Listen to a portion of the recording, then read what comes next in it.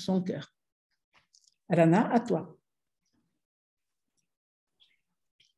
Bonjour à tout le monde.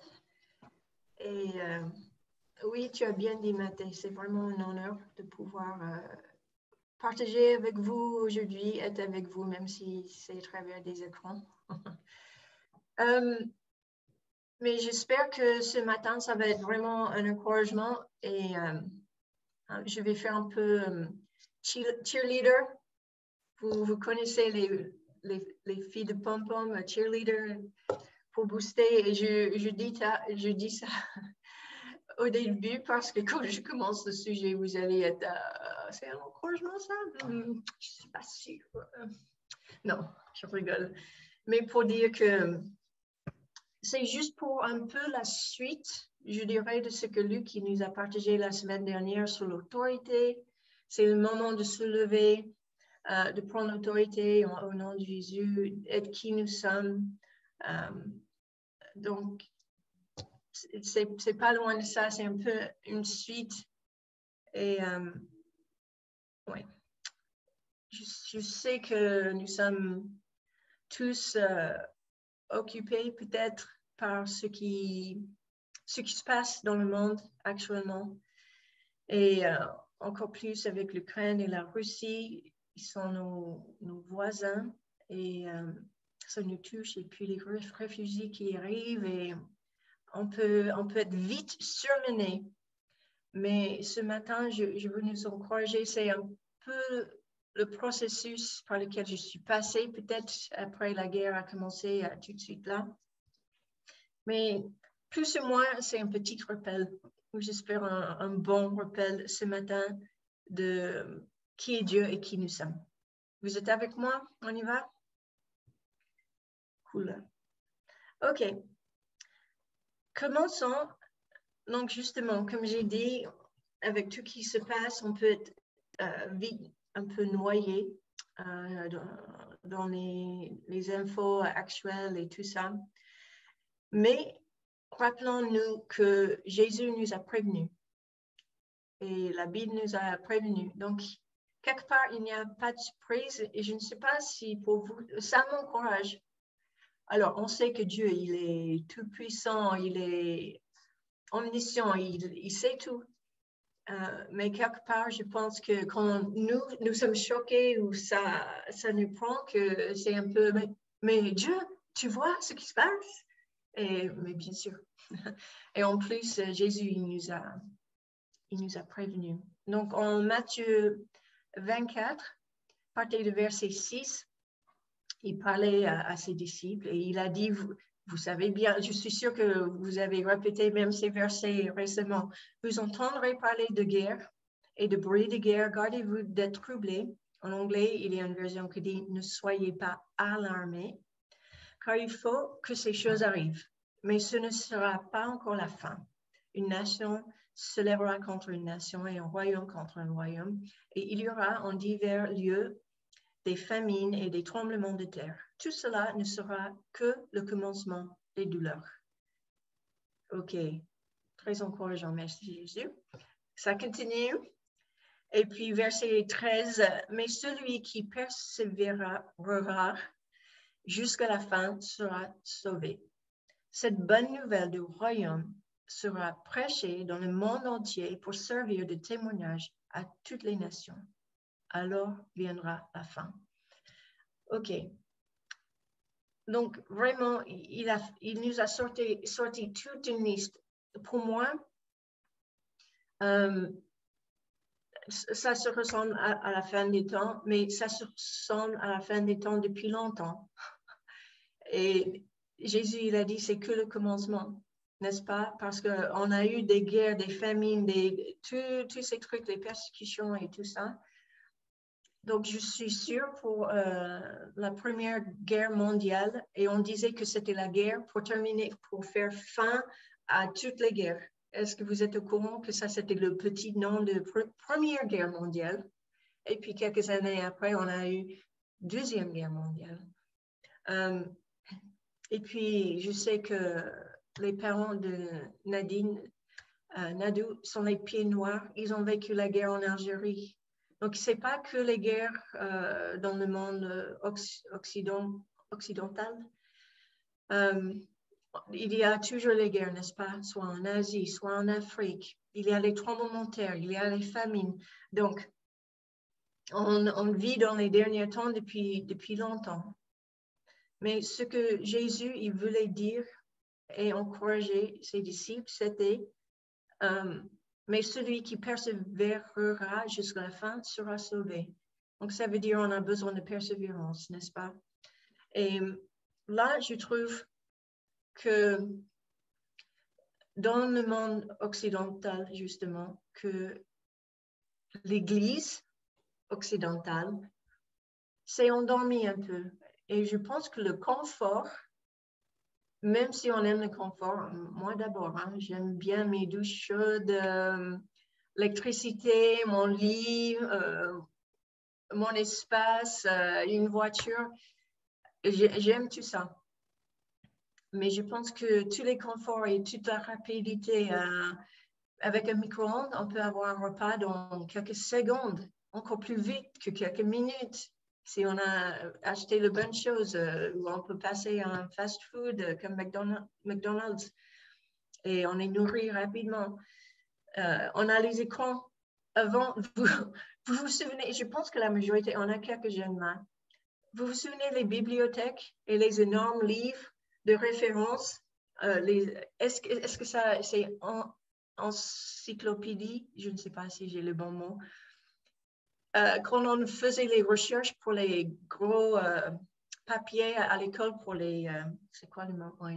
Vous me comprenez, pour les projets à l'école, il fallait aller à la bibliothèque, prenez plein de livres, chercher, fouiller dedans pour avoir l'information. Maintenant, j'ai tout là dans quelques secondes, en espérant que c'est juste toute l'information que je trouve, n'est-ce pas? Mais voilà, tout ça, donc ce sont les bénédictions, mais quelque part, je pense que ça nous a endormis aussi, l'Église, le monde, avec notre confort, et on a du mal des fois d'avoir la compassion. Peut-être je parle plus pour les Américains que les Français, je ne sais pas si c'est parce que les États-Unis, c'est un pays tellement isolé, tellement énorme, qu'on a tendance de penser à notre pays. C'est une mentalité petite, même si le pays est grand, mais s'il y a une souffrance lointaine dans un autre pays, on a du mal à comprendre, d'avoir de l'empathie. Et l'Église, je pense aussi. Et je pense aussi, c'est une bonne chose, mais on est passé quelque part, c'est une bonne chose, mais on a passé d'une extrême de Dieu, il est un Dieu en colère qui écrase, tu as péché. Et de ce Dieu en colère et lointain, et on a basculé quelque part avec un Dieu un peu nounours. Vous voyez ce que je veux dire? Un peu bisounours et licorne, et on veut parler de tout qui est gloire et beau et l'amour de Dieu, tout qui est vrai, mais à l'extrême, sans une bonne sainte crainte de Dieu, on perd beaucoup, n'est-ce pas? Et puis, si on n'a que ce côté extrême de licorne et bisounours, on perd ce Matthieu 24 et tout que Jésus a dit à ce sujet, qu'on aura les tribulations et tout ça. Et je pense pendant un moment, ce n'est pas tout le monde et ce n'est pas toutes les églises. Vous me comprenez bien que je parle en généralité, en globalité de ce qu'on a un peu dans l'atmosphère. Donc, on n'a pas trop envie des fois d'entendre ni de prêcher actuellement dans certaines églises, justement, la souffrance, la persévérance, la persécution. Mais nos frères et nos sœurs dans les pays persécutés, j'imagine que pour eux, c'est la vie. Mais ces paroles de Jésus, ça doit être vraiment réconfortant de de savoir que Jésus, il a passé par la persécution, même la mort pour nous, et il a averti ses disciples. Donc, avec ça en tête un peu, je pense que Luc, il a touché à ça aussi, que c'est le moment. Donc, le titre de mon message, les amis, c'est « Élevons-nous ». Réveillons-nous, élevons-nous. C'est pas d'être découragé ni écrasé, mais de savoir qui est notre Dieu et qui nous sommes en lui et de ne pas être dépassé. Encore, Jésus nous a dit en Jean 16, 33, verset 33, « Je vous ai dit les choses afin que vous ayez la paix en moi. Vous aurez des tribulations dans le monde, mais prenez courage, j'ai vaincu le monde. » Donc, jusque Matthieu disait tout à l'heure, comment ces gens sans Dieu, sans Jésus, ils gèrent tout ça? Ça, je ne comprends pas non plus, Matthieu, franchement, parce que si je n'avais pas Dieu à venir poser des fardeaux ou savoir que c'est lui qui gère ou avoir une espérance que même si mon corps physique meurt, j'ai une espérance plus grande et plus loin. Et d'avoir cette espérance, on a vraiment besoin de reconnecter à ça. Et je voulais, mais même pas juste la vie après la mort, mais je vais vous raconter une histoire de Heidi Baker. Vous connaissez Heidi Baker? Vous avez entendu parler d'elle? C'est une missionnaire, elle est docteur Heidi Baker, et avec son mari Roland, ils ont un ministère qui s'appelle IRIS au Mozambique depuis longtemps. Et ils sont là pour servir les plus pauvres. Mozambique, c'est, je pense, au moment où ils ont commencé le ministère, c'était le pays le plus pauvre du monde.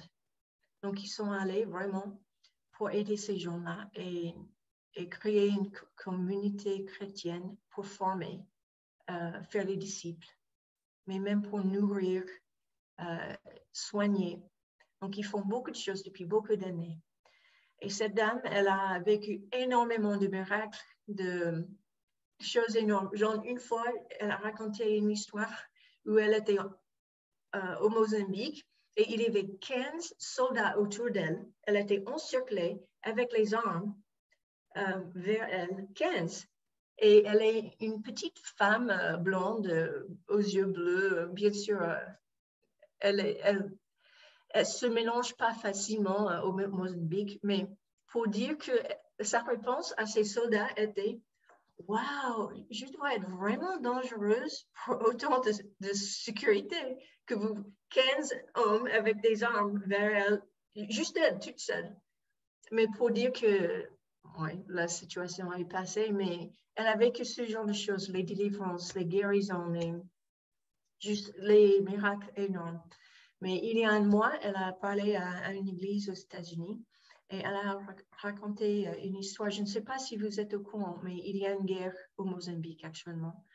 Il y a les extrémistes, bien sûr. Pas tous les musulmans sont violents, mais ce sont les musulmans extrémistes qui sont en train de raser les villages entiers. Ils décapitent, ils enlèvent la tête des gens avec toutes les horreurs. On a entendu par cette terreur. Et elle a eu, à leur ministère, ils ont reçu plusieurs petits groupes qui ont échappé les massacres. Mais bien sûr, ces gens, ils ont vu leur famille, même leurs petites, tuées à cette façon, hyper violente. Donc, ils arrivent, on ne peut pas imaginer l'état. Et ils ont commencé à prier pour eux. C'était deux groupes différents avec la même réaction, d'accord? Donc, ils commencent à prier pour le premier groupe. Et d'abord, ils fondent en larmes par terre, juste dans le deuil. On comprend, c'est normal. Ils pleurent, ils sanglotent. Et puis, au bout d'un moment, il y a une joie qui vient. Il commence, le rire commence. Et cette dame, Heidi Baker, qui a tellement vu. Aussi, ils sauvent les enfants de déchetterie, les orphelins. Ils les prennent. Donc, elle a beaucoup vu dans sa vie, d'accord? et les vies transformées. Mais là, elle a dit, j'étais offensée, qui riait, que la joie de Dieu est venue sur eux. J'étais offensée, mais qu'est-ce qui se passe? Ils viennent de vivre ces horreurs. Et puis un deuxième groupe, la même chose est arrivée. Ils sont venus, ils les ont reçus, ils ont prié. D'abord, fondu en larmes, sanglots, tout ça. Et à la fin, la joie de Dieu et le rire. Et elle a dit, là, j'étais offensée, mais j'étais, OK, mais Dieu, c'est toi qui es à l'œuvre. Et toi, tu peux tout faire. On ne peut pas imaginer. Donc, c'est une dame comme ça qui a tellement vu dans sa vie, peut être encore offensée par la puissance de la présence de Dieu. Ça veut dire que Dieu, il est puissant. On ne peut pas imaginer juste une rencontre avec Dieu qui te guérit de quelque chose aussi horrible. Donc, je partage cette histoire, pas pour faire plomber l'atmosphère, mais pour dire qu'il y a une espérance, même face aux choses. On ne peut pas imaginer, on ne peut pas exprimer combien c'est terrible. N'est-ce pas? On a des réfugiés qui arrivent, qui peut-être ont expérimenté les bombes et laisser un mari ou les séparations. Mais on a une espérance, on a un Dieu qui peut aller au plus profond, là où il y a la plus grande détresse, le plus grand deuil, le plus grande colère ou haine. Notre Dieu, il est plus grand. Il peut guérir tout ça. Et ça c'est juste une histoire vraie et actuelle, parce que ce genre de choses se passe toujours au Mozambique, pour dire que ce n'est pas qu'en Europe, mais notre Dieu, jusqu'à on entend les réponses à nos prières, les choses miraculeuses qui arrivent en Ukraine actuellement. Il y a les choses dans d'autres parties du monde où il y a les horreurs, les atroces qui se passent, et notre Dieu, il est là et il est assez grand pour guérir, pour restaurer. Donc, ça fait partie de cette espérance que je voulais partager aujourd'hui. Mais pour nous, je voulais parler à nous vraiment aujourd'hui, notre Église occidentale, notre Église Josué. Qu'est-ce qu'on peut faire? Et c'est quoi la solution pour tout qui va mal, pour tout qui est difficile? Alors, déjà, il y a la préparation intérieure.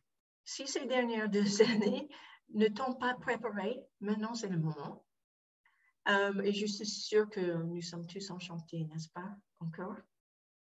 Mais le psaume 139, versets 23 et 24, « Sonde-moi, ô Dieu, et connais mon cœur. Éprouve-moi et connais mes pensées. Regarde si je suis sur une mauvaise voie et conduis-moi sur la voie de l'éternité. » OK. Alors, si on fait quelque chose et on est bien au courant qu'on ne devrait pas, ça c'est assez évident. Pour moi, cette prière, ça va encore plus loin. Alors déjà, sonde-moi, éprouve-moi, connais mes pensées. Si on sait qu'on est sur une mauvaise voie, alors réponds-toi. Je me réponds pour changer ça. Mais là, ça c'est, pour moi, c'est dans le raffinement. S'il y a quelque chose que je ne vois pas clairement, qui n'est pas gros comme une maison, montre-moi, parce que je veux être juste devant toi, papa.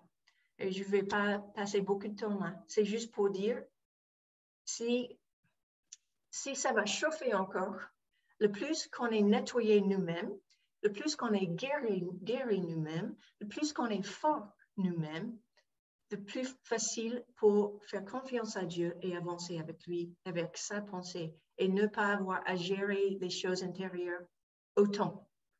Ça ne veut pas dire que c'est une fois et bon, c'est un processus pour la vie, mais au moins on peut être en meilleure position pour le suivre et pour être prêt à pouvoir aider les autres et penser aux autres. Ça c'est clair? C'est bon?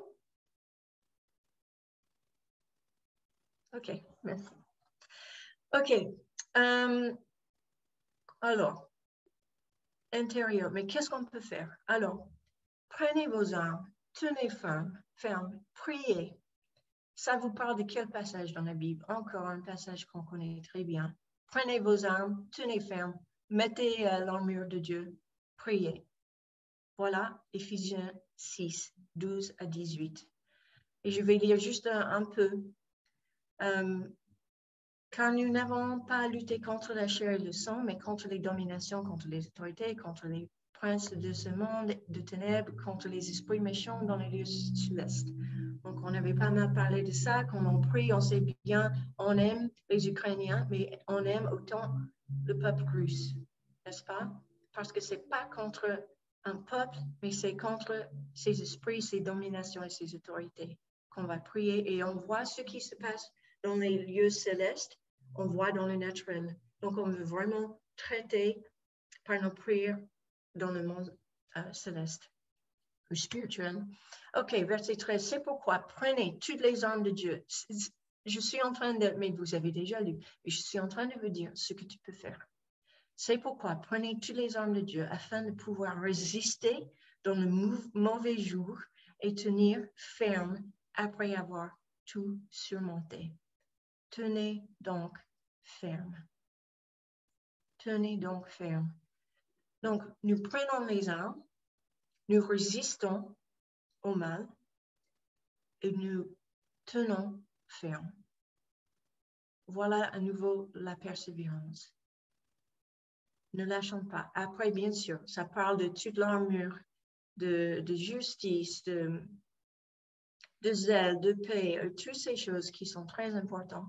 Et puis, verset 18, on termine avec « Faites en tout temps par l'Esprit toutes sortes de prières et de supplications.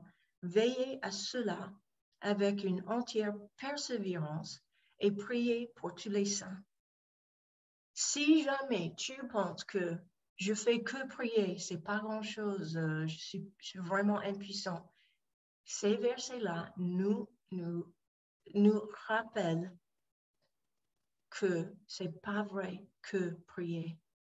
Ça dit que prier pour tous les saints, prier et toutes sortes de prières et de supplications, veillez cela avec une entière persévérance. Ne lâchons rien. Et c'est là que je reviens à notre société actuelle. Le mot persévérance, c'est pas très... on connaît moins. Les générations, on a des générations ici qui connaissent mieux la persévérance que les plus jeunes. À cause de comment ça a évolué, soit dans l'histoire, soit dans la société, et tout qui est facile. Mais c'est cette persévérance, on a besoin, et d'y croire, de prier avec persévérance que ça a un effet. OK, donc, on a cherché à l'intérieur, on a laissé Dieu nous chercher. On s'est revêtu dans l'armure de Dieu. On a pris les armes de Dieu, ce qui est la prière, n'est-ce pas? On va voir aussi notre arme de Dieu tout de suite. Et on doit tenir ferme. L'idée en anglais, c'est de tenir debout et ferme. Donc, c'est vraiment se positionner et dire, OK, je suis planté là, je me suis positionné et je vais rester. Donc, ça veut dire qu'on prend tout ça et des fois, les circonstances autour, ça ne change pas comme ça, mais avec la persévérance, ça va changer. Ensuite, soyons équipés. Alors, déjà, on a vu la prière, ce qui est très important. Et en Jacques, verset 5,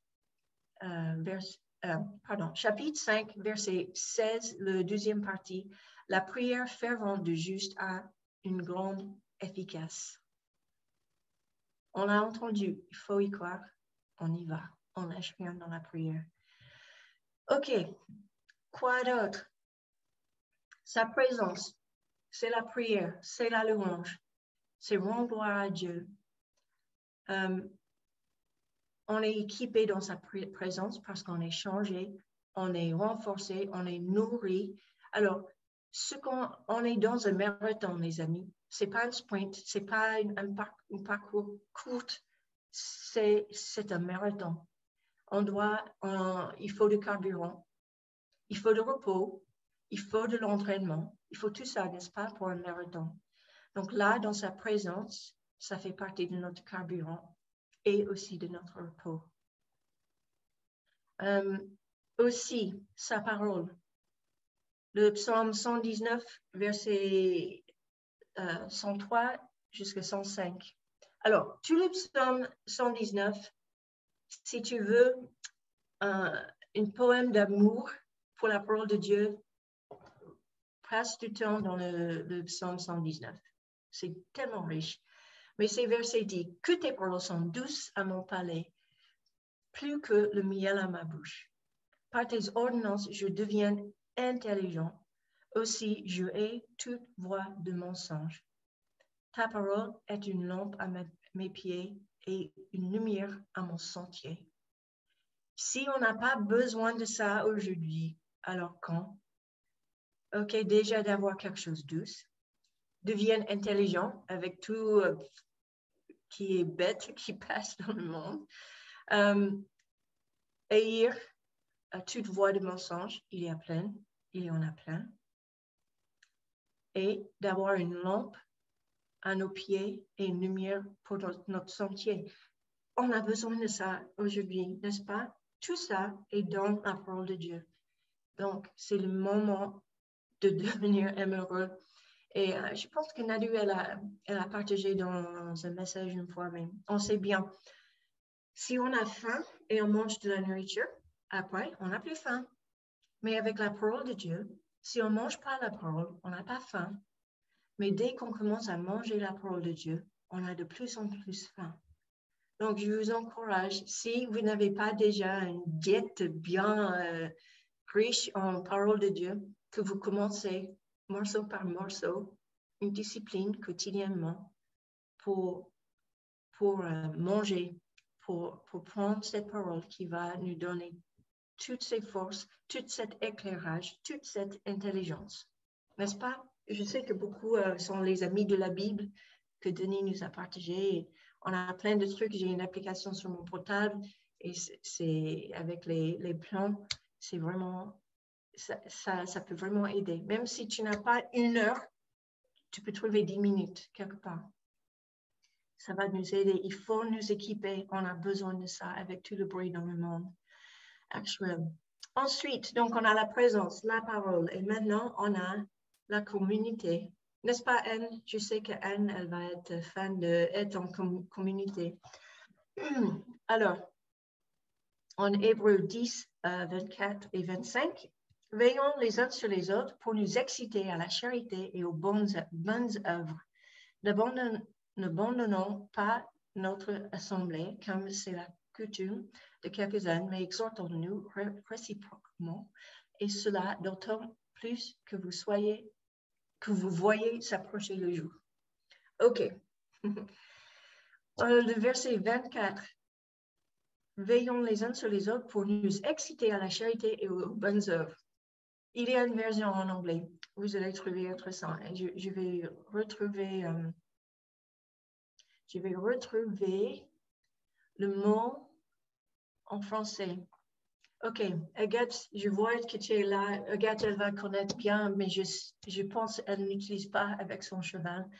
Un éperon. J'ai bien dit, vous connaissez, je ne vous vois plus. Un éperon avec le cheval. J'ai eu un écho. OK. Donc, il y a une version en anglais qui dit de inciter quelque part, mais comme un chevalier avec un éperon pour faire avancer son cheval, vous faites pareil les uns avec les autres pour faire les bonnes œuvres de Dieu, envers les bonnes œuvres. Donc, c'est assez parlant, n'est-ce pas? Cette image, c'est pas peut-être pour nous exciter, pour vous, les francophones, ça vous donne la même image. Mais quand j'étais dans mes vingtaines, on avait un petit groupe et on se disait ça souvent.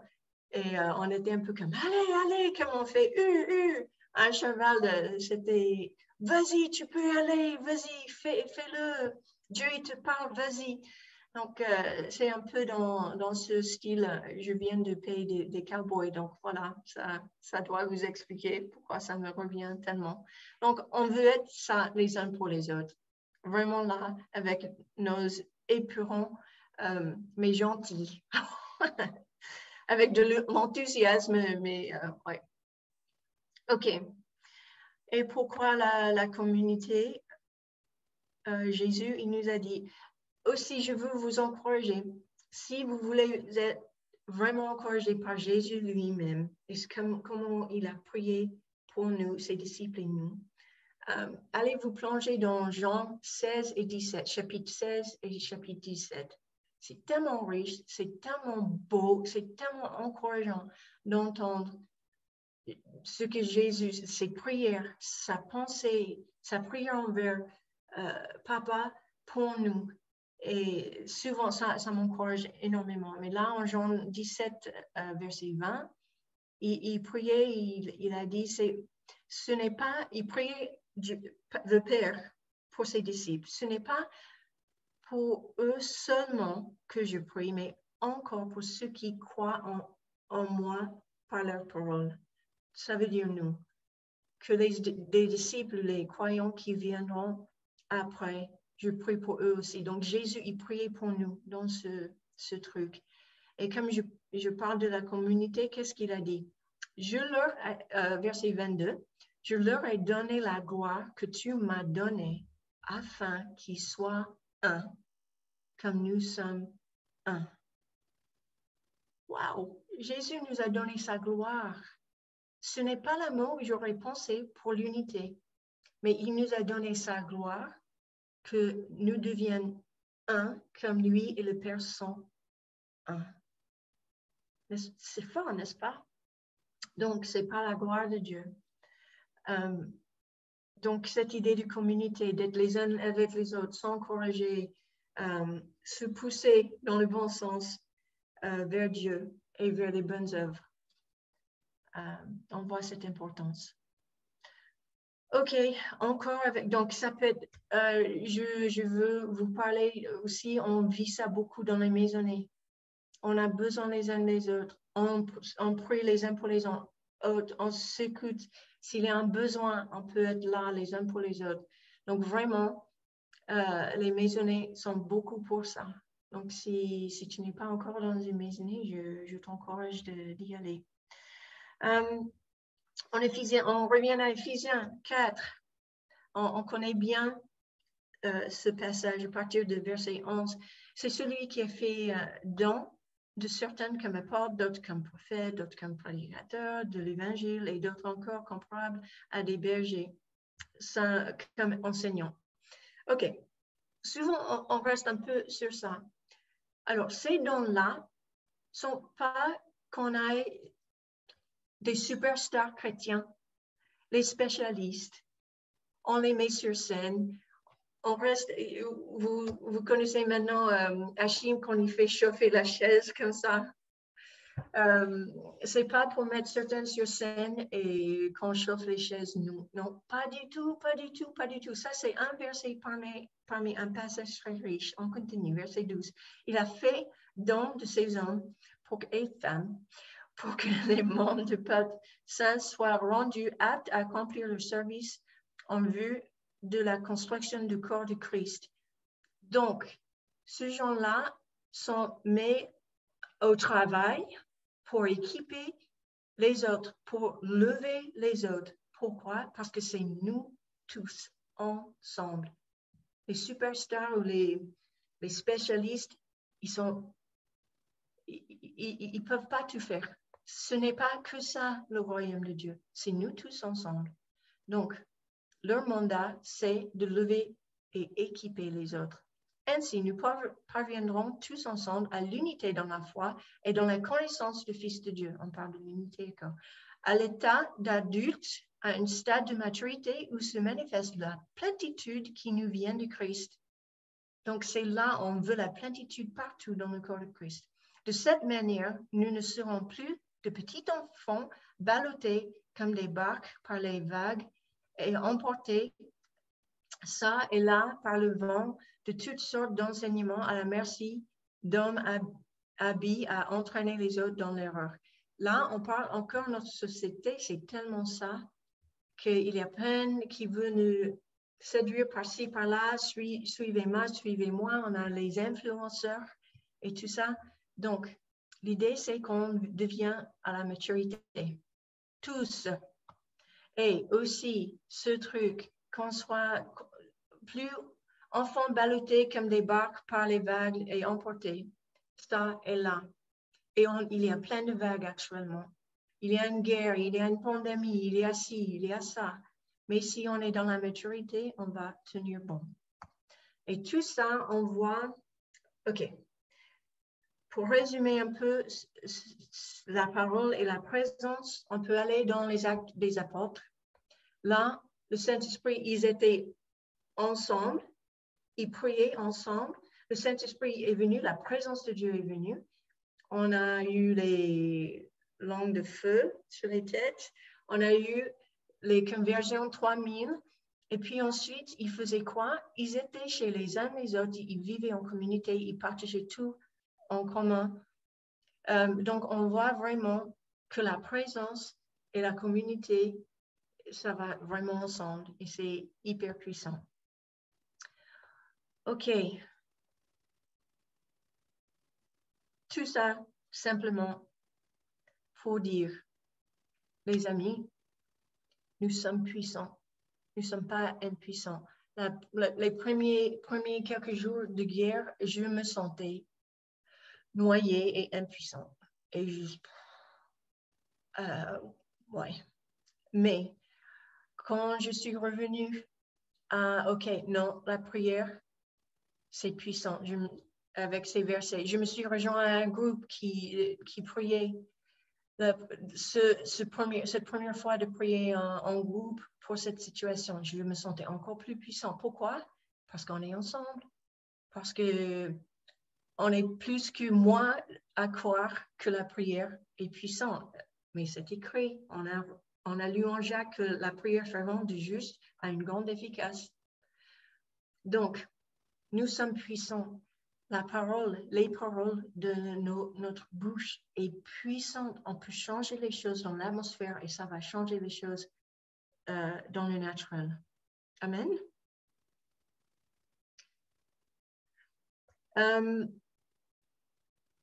Aussi, on peut faire les choses en Jacques encore, chapitre 2, verset 14. Mes frères et sœurs, à quoi servirait-il à quelqu'un de dire qu'il a la foi s'il ne le démontre pas par ses actes? Une telle foi peut-elle le sauver? Alors, on peut faire des gestes, on peut faire un don à une ONG ou à cette association protestante, le lien que Luc il a envoyé, ou il y a les moyens, on peut faire un don, mais on peut faire un geste, on ne peut pas tout faire. On ne peut pas sauver le monde, c'est Jésus le sauveur du monde. Mais si je ne peux pas aider 2,5 millions de réfugiés, peut-être je peux aider un réfugié. Peut-être je peux aider l'association qui aide les réfugiés. Je peux prier avec les autres. C'est ça, il faut se dire, c'est un pierre, on est un mur de pierre vivant, mais il n'y a pas de mur avec une pierre. Même 5 pierres, tout petit, c'est plutôt peut-être un hôtel. Mais nous sommes les pierres vivantes et ensemble, nous construisons le royaume de Dieu et nous pouvons faire des grandes choses. C'est aussi pourquoi on a besoin d'être unis. Donc, du coup, levons-nous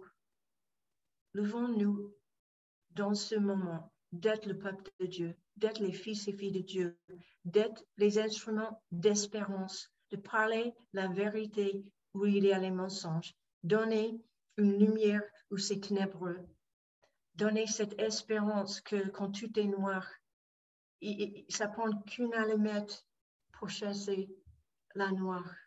Soyons cette allumette, mais encore plus, on n'est pas que les petites allumettes qui s'éteignent, rapidement, nous sommes les feux parce que notre Dieu, il est un feu ardent et il vit en nous. Amen. Donc, le mot d'ordre, c'est écouter Dieu et obéir. Écouter Dieu et obéir. C'est pas tout faire.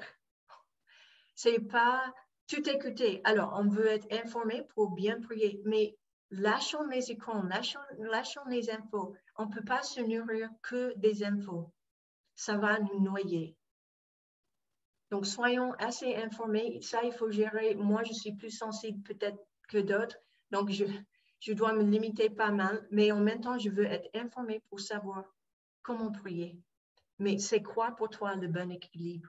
Ensuite, il faut plus de paroles, plus de peut-être bon enseignement en ligne, la louange, tout ça. Mais, et soyons actifs. Élevons-nous, les amis. Et dans ce cadre-là, Manuela, avec d'autres, on avait mercredi une réunion avec Caleb FP justement pour voir quelles sont les choses pratiques qu'on peut faire pour aider notre communauté ou aider. Donc, on avait parlé, il y aura normalement un compte rendu, n'est-ce pas, Manuela, à l'écrit. On va envoyer et on va vous tenir au courant justement des choses qu'on peut faire en tant que communauté, en tant qu'Église Josué. Parce que oui, nous sommes prophétiques. Oui, on aime l'intercession. Oui, on aime la louange. Mais oui, on veut aimer pratiquement aussi avec les gestes pratiques. D'accord? Donc, tu n'es pas tout seul dans ton coin. Nous sommes une famille. Nous sommes un mur de pierre vivant. Nous sommes ensemble. Et parce que notre Dieu est tout puissant et il vit en nous, nous sommes puissants.